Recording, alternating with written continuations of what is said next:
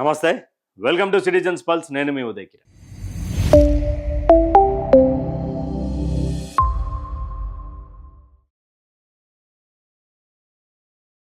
తెలంగాణ రాష్ట్రంలో తెలంగాణ విభజించబడ్డప్పటి నుండి, తెలంగాణ స్వరాష్ట్రం అయినప్పటి నుండి 2014 నుండి 2023-24 వరకు ఎక్కడా కూడా ప్రాంతీయ భేదాలు, ప్రాంతీయత్వ సంబంధించినటువంటి ఘర్షణలు జరగలే. ఎప్పుడు కూడా ప్రెస్ మీట్ పెట్టి, రౌండ్ టేబుల్ సమావేశాలు పెట్టి ఎక్కడ కూడా జరగనటువంటి నేపథ్యం.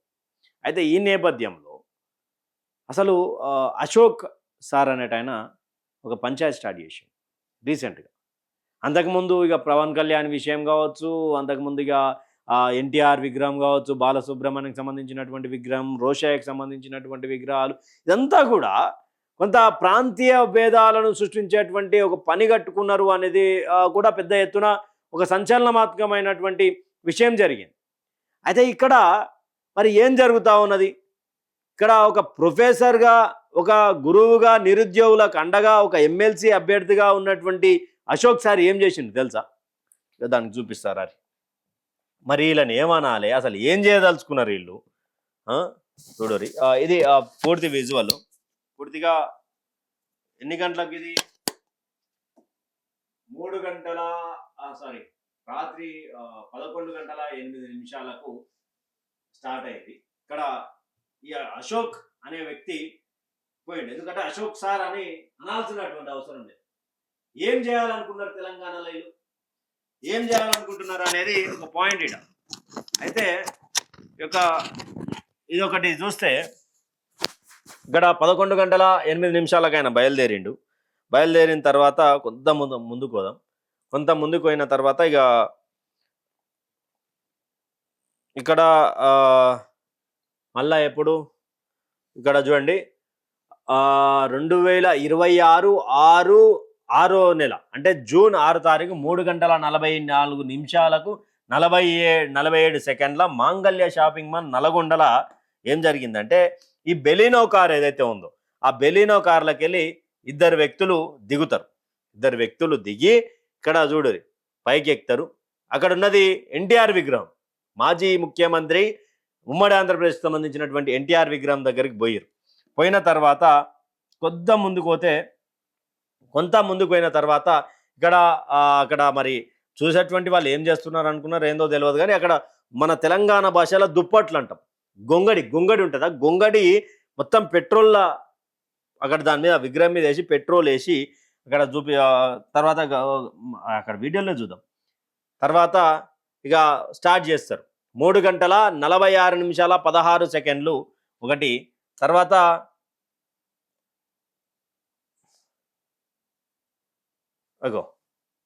స్టార్ట్ అయింది.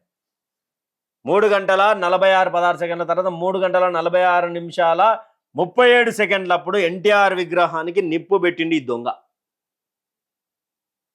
అది తెలంగాణోడా ఆంధ్రోడా పక్కన పెడితే, మళ్ళా 5:10 మళ్ళా ఈసారి మోతేవారు ఏం చేసిండు, ఇంట్లోకి పోతున్నాడు, లిఫ్ట్ ఎక్కుతున్నాడు. ఈయనతో పాటు ఇంకొక దొంగ ఉన్నాడు. ఏం చేయాలనుకుంటున్నారు తెలంగాణలో, ఏం చేయాలనుకుంటున్నారు అనేది కానీ ఒక దాని మీద మాట్లాడాల్సినటువంటి ఆస్కారం ఉన్నది. అయితే ఇప్పుడు ఇక్కడ పోలీస్ అధికారులు పెట్టినటువంటి ప్రెస్ మీట్ చూడండి.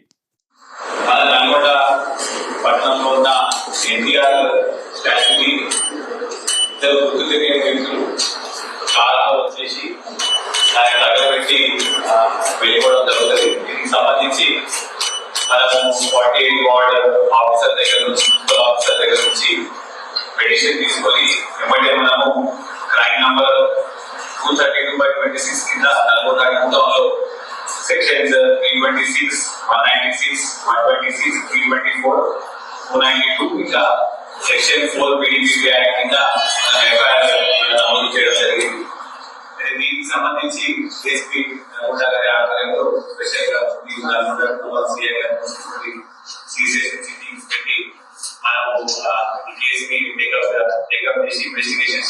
అయితే అంటే గుర్తు తెలియని వ్యక్తులు అని చెప్పేసి కూడా పోలీసులు గతంలో చెప్పినటువంటి వీడియో ఇది. అయితే ఇప్పుడు అశోక్ అనే వ్యక్తి ఏం చేయాలనుకుంటున్నాడు తెలంగాణ? అసలు అశోక్ వెనుక ఎవరున్నారు? అసలు అశోక్ ఆ ఆలోచన ఎందుకు వచ్చింది? ఒక మంచి ప్రొఫెసరు, ఎంతో మంది విద్యార్థులను తీర్చిదిద్దాల్సినటువంటి వ్యక్తి, ఈయన మళ్ళా ఈ పోటుగాడు రాజకీయాల్లోకి వచ్చి ఎమ్మెల్సీగా అయి గద్దెనెక్కుదామని చూసిండు. సిగ్గుండాలి కదా మీకు కొంచెమైనా. ఈడ విగ్రహానికి నిప్పు పెట్టాల్సినటువంటి అవసరం ఏమొచ్చింది అంటే, తెలంగాణలో నిరుద్యోగులంతా రోడ్డెక్కి పంచాయతీ చేస్తూ ఉన్నారు. రోడ్డెక్కి తమకు సంబంధించినటువంటి ఉద్యోగాల కోసం పోరాటం చేస్తూ ఉన్నారు. తమకు సంబంధించినటువంటి ఉద్యోగాల కోసం రోడ్డెక్కి ధర్నా చేస్తూ ఉన్నారు. 5 రూపాయల భోజనాలు చేసి పస్తులుంటా ఉన్నారు. వాళ్ళను రెచ్చగొట్టే ప్రయత్నం చేస్తూ ఉన్నారు అనేది కూడా చాలా వరకు బయట సమాచారం జరుగుతూ ఉన్నది. ఇలాంటి వాళ్ళు అంటే ఇలాంటి విషయంలో ఏమైనా అరెస్టు గిరెస్ట్ ఏమైనా జరగంగానే అంటే అశోక్ సార్ నిరుద్యోగుల వైపు నిలబడ్డాడు, అశోక్ సార్ నిరాహార దీక్ష చేస్తుండు, అశోక్ సార్ అది, అశోక్ సార్ ఇది అని చెప్పేసి ఒక గుంపు అంతా మూకుమ్మడిగా మాట్లాడుకుంటా ఆడ పోయి అశోక్ సార్కి సింపతి రావాలా. రాజకీయ రంగు పులుముకున్నటువంటి వ్యక్తి అశోక్ సార్. ఎస్, ఇన్ని రోజులు నేను గౌరవించిన, కానీ అక్కడ ఒక విగ్రహాన్ని తగలబెట్టాల్సినటువంటి అవసరం ఏమున్నది? అసలు ఆ మధ్యరాత్రి పూట అంత ప్లగడ్బందీగా 2 సంచులలో అన్ని తీసుకొని పోయి అంటే తెలియకుండా చేయలే. అది పక్కా స్కెచ్ తోటి చేసినటువంటి విషయం. అంటే ఎవరిని రెచ్చగొట్టడానికి ఆల్రెడీ పవన్ కళ్యాణ్ ఇష్యూ తెలంగాణలో జరుగుతూ ఉన్నది. ఆల్రెడీ జనసేన నాయకుల మీద అక్కడ సోమాజిగూడ ప్రెస్ క్లబ్లో ఇష్యూ అయింది. అక్కడ విగ్రహాలకు సంబంధించినటువంటి ఇష్యూలో అంతా రేవంత్ రెడ్డి మీద పడిపోయినాం. అట్లా పెడతారని జస్ట్ ప్రశ్నించండి. బరాబర్ తెలంగాణ తెలంగాణ జోలికి ప్రాంతీయవాదాన్ని జోలికి వస్తే ఎవరిని వదిలిపెట్టే ప్రసక్తి లేదు. కానీ మనం చేసేది ఏం పని? మనం చేసేది ఏంది? మనం ఏం సాంప్రదాయం చూపునివా? మీరు ఒక ఇన్స్టిట్యూట్ నడుపుకుంటా ఎంతోమంది విద్యార్థులకు భవిష్యత్తు తరాలకు మీరు రోడ్ మ్యాప్ తయారు చేసి వాళ్ళ జీవితాలను సరి చేసినటువంటి పరిస్థితులల్లో మీరు ఏం చేసిరు? ఈరోజు తెలంగాణ ప్రాంతీయవాదాన్ని మరోసారి తీసుకొచ్చి ఎవరికి లాభం చేకూర్దామని అనుకుంటున్నారు అశోక్ సార్? ఎవరికి? అసలు ఎందుకు మీరు చేయాల్సి వచ్చిందనే దాని మీద కంపల్సరీ ఉండాలి. దీని మీద అంటే ఇక పోలీసులు ఇంకా 4 కూడలకు సంబంధించినటువంటి అసలు ఆ వెహికల్ ఏ నుంచి వచ్చింది, ఆ వెహికల్కి సంబంధించినటువంటి ఆ రూట్కి సంబంధించి ఇంకా పోలీసు వాళ్ళు ఒక్కసారి స్టార్ట్ చేసిరంటే ఆ 4 రోడ్లు కాదు 50 రోడ్లు ఉన్నా కానీ ఆ నెంబర్ దొరికేంత వరకు ఈడంటే మంగాలి ఎక్కడ క్లారిటీ లేదనుకో, అంతకంటే ముందు జంక్షన్లు ఉంటుంది కదా క్లారిటీ సిగ్నల్ అక్కడ, ఆ నెంబర్లు పట్టుకుంటే దొంగ అయినా అని తెలిసింది. మరి దీని మీద మాట్లాడరేమా? తప్పని చెప్పరు అశోక్ సార్కి. ఏం చేద్దాం అనుకుంటారు? తెలంగాణలో నిరుద్యోగుల పక్షాన పోరాడుతున్నటువంటి ముసుగులో ఉండి ఈరోజు ఎన్టీఆర్ విగ్రహాన్ని తగలబెట్టిండంటే ఏంది? అంటే అసలు ఎన్టీఆర్ విగ్రహాన్ని తగలబెట్టిండు అంటే ఈరోజు ఆయన ఉండొచ్చు వేరే ప్రాంతానికి సంబంధించిన, కానీ ఉమ్మడి ఆంధ్రప్రదేశ్ సంబంధించినటువంటి ముఖ్యమంత్రి. మరి అలా ఆడబెట్టుకుర్రా, అసలు ఆడ మన విగ్రహాలు ఉన్నాయా అనేది కొంతమంది పర్యాప్షన్ ఉండొచ్చు, ఒక వర్షన్ ఉండొచ్చు. కానీ నేను అట్లా అంటలే. అసలు ఈ యొక్క విగ్రహాల మంట వెనుక, ఆ విగ్రహానికి పెట్టినటువంటి నిప్పు వెనుక కారణం ఏంది? ఒక చదువుకున్నటువంటి ఇంటలెక్చువల్ పెట్టినటువంటి నిప్పు అసలు ఎక్కడి వరకు దారి తీస్తుంది? పీడీ యాక్ట్ అయింది.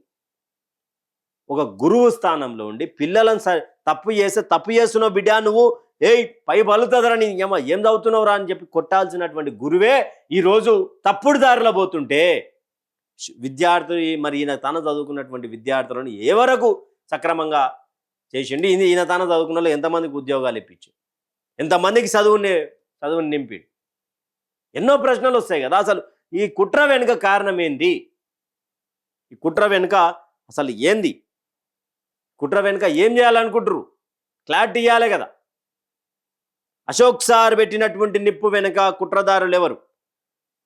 పూర్తిగా ఆయన్నే బాధ్యత వహిస్తున్నారా, లేకపోతే ఇంకెవరైనా ఎవరి పేరైనా చెప్పే అవకాశం ఉంటుందా? మీ అభిప్రాయాన్ని కామెంట్ సెక్షన్లో కామెంట్ చేయండి. Thank you for watching. Stay tune with citizens pulse.